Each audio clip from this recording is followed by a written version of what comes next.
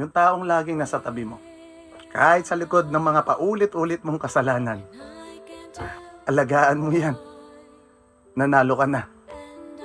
Yung naiirita ka, dahil putak siya ng putak, paulit-ulit. Abiso yan, hindi yan problema.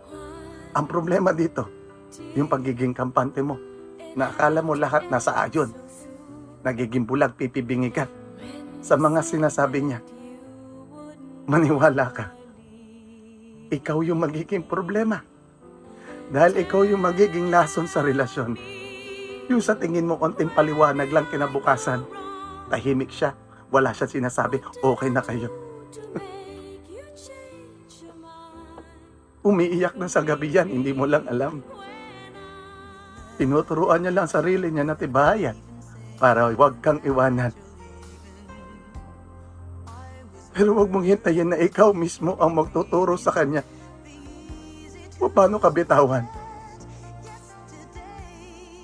Alam mo yung masakit. Yung ikaw mismo yung magbubukas ng pintuan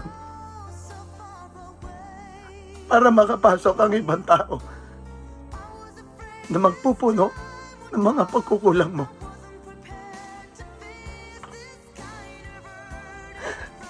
Tangina ka.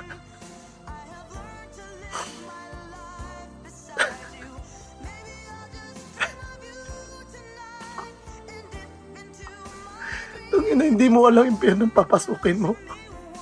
Mag-isa ka masusunog dyan. Walang ibang tao sasaklolo sa'yo. Ayok ka.